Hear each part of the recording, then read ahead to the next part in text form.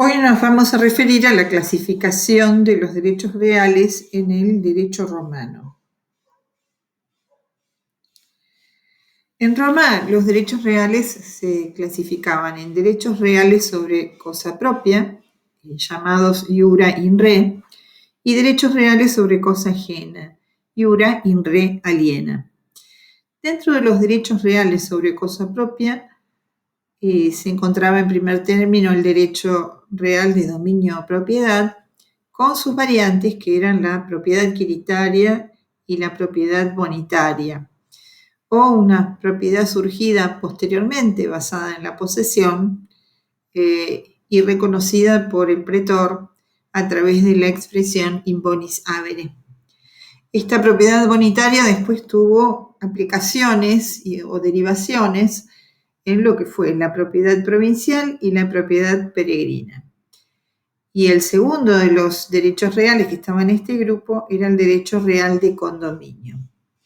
En cambio, los derechos reales sobre cosa ajena o iura in re aliena estaban divididos en otros grupos. Los derechos reales de derecho civil, como el usufructo, el uso, la habitación, las servidumbres que podían ser reales o personales, y las operae servorum, es decir, el trabajo de los esclavos. Otro de los grupos era el de los derechos reales de derecho pretoriano, entre los que se encontraban el ius in agro vectigalis, la enfiteusis y la superficie. Y el último de los grupos de los derechos reales sobre cosa ajena estaba integrado por los derechos reales de garantía, la hipoteca, prenda y anticresis.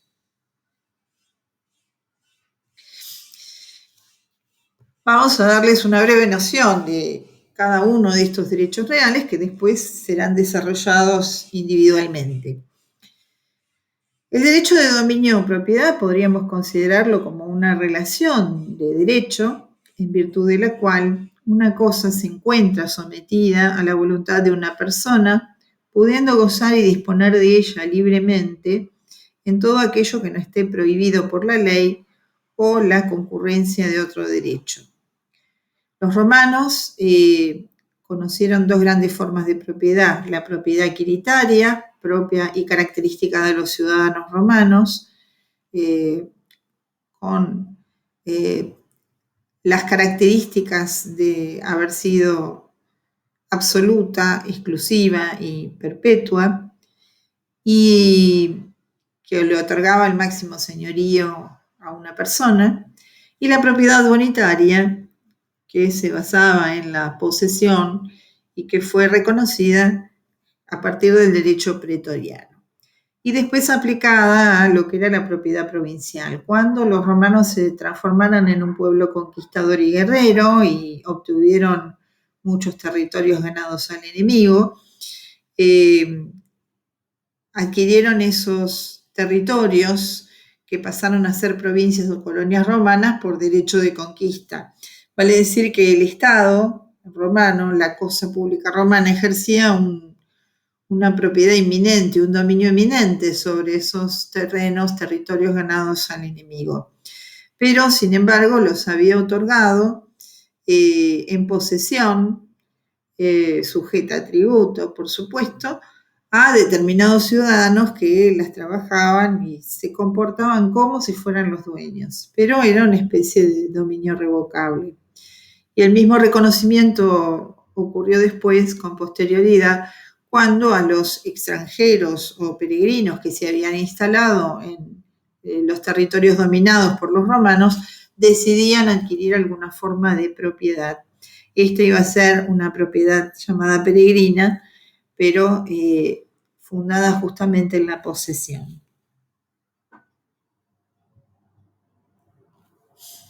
El condominio, en cambio, es la pluralidad de derechos de propiedad sobre una misma cosa, y en Roma se conoció con la expresión comunio. En el derecho primitivo existió este dominio plural in solidum, es decir, solidariamente, como consecuencia involuntaria de una sucesión intestada, es decir, una sucesión en la que el pater familia no hubiese dejado testamento y que hubiese sido diferida a varios hermanos.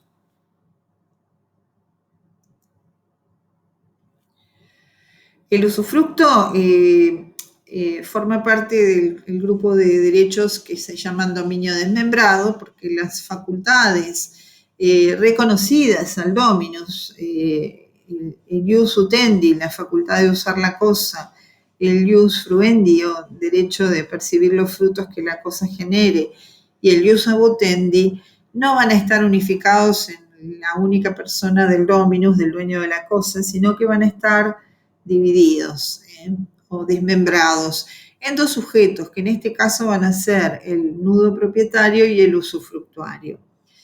El usufructo era el derecho de usar y gozar de la cosa de otro, de una cosa ajena, y percibir los frutos, con la característica de que el usufructuario no podía alterar la sustancia de la cosa.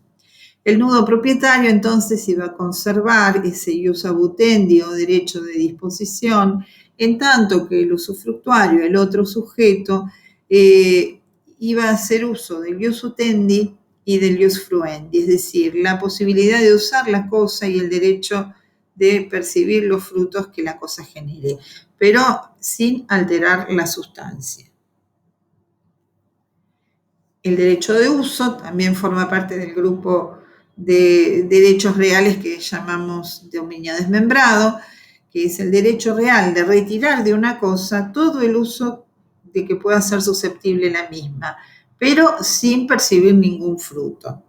El nudo propietario entonces va a conservar el ius fruendi y el ius abutendi, en tanto que el usuario lo que va a tener es el ius utendi. En el derecho de habitación vamos a ver que se va a constituir a través de una disposición de última voluntad. Es el derecho real que permitía a una persona habitar una cosa inmueble.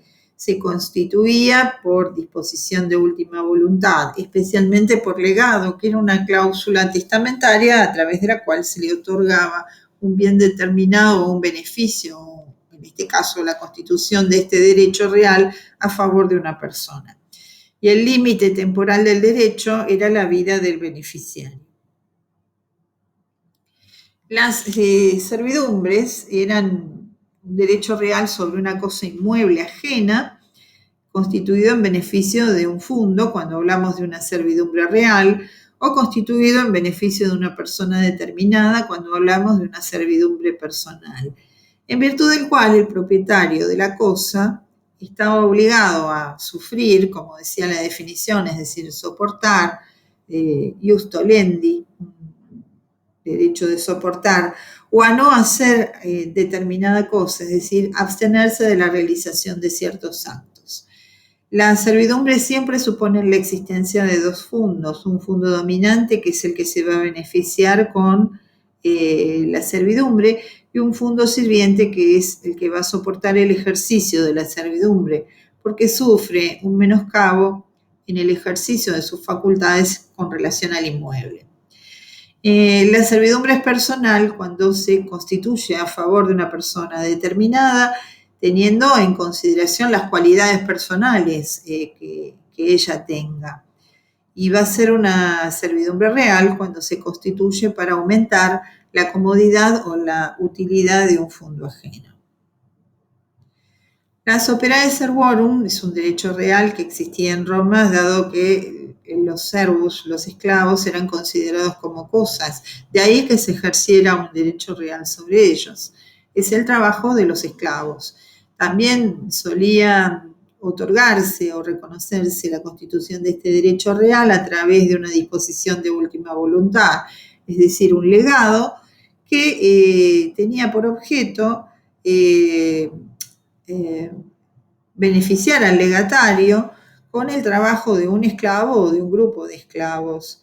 Y de esa manera le confería al legatario el derecho de poder aprovechar de los servicios de este o estos esclavos y poder alquilarlos y percibir eventualmente una renta por ellos. El ius in agro vectigalis ya es un integra el primero de los derechos reales de creación de derecho pretoriano. Se trataba justamente de ese periodo expansivo de Roma, donde verdaderamente tenía colonias distribuidas en todas las costas del mar Mediterráneo. Y entonces, sobre todo, se utilizó este derecho real en las provincias romanas del norte de África, que eran buenas productoras de trigo. La palabra vectigal significa trigo. Se trataba de una especie de arrendamientos a largo plazo o a veces a perpetuidad que eran reconocidos u otorgados por el fisco o por los municipios y que exigían, digamos, para la Constitución como tales, el cumplimiento del pago de un vectigal, es decir, una porción de trigo, un porcentaje de trigo de la producción, y con el derecho, digamos, de percibir el resto de los frutos. Pero bueno, el vectigal era una especie de canon anual que se pagaba en especie, en trigo, y que era empleado por los romanos generalmente para la alimentación de los ejércitos o de las familias con menores recursos. La enfiteusis fue el derecho real en el que evolucionó ese ius in agro vectigalis y atribuye un poder parecido, un poder análogo al de la propiedad, pero con relación a una cosa ajena. Y también debía pagarse un canon, que esta vez era en dinero, no en especie, durante muchos años. Podía enajenarse y ser transmisible a los herederos. Y también pesaba sobre ellos, sobre el enfiteuta, la obligación de pagar las cargas y los impuestos.